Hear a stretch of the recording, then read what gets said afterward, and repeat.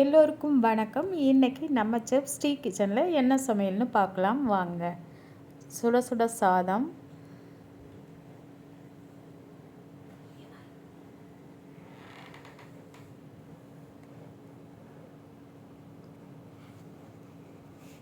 தயிர்,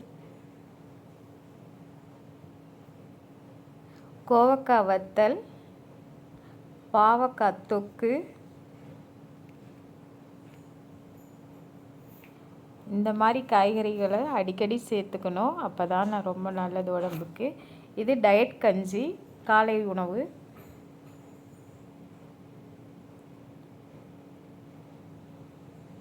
இது கருவேப்பிலையும் முருங்கை இலையும் போட்ட பொடி. இந்த பொடி சாதம் ரொம்ப நல்லா இருக்கும், உடம்புக்கும் நல்லது, ஜீரண சக்திக்கு ரொம்ப நல்லது. இதோட செய்முறையை நான் அடுத்த வீடியோவில் போடுவேன், பாருங்கள். இது சுண்டல் சைட் டிஷ்க்கு. வாங்க சாப்பிடலாம்.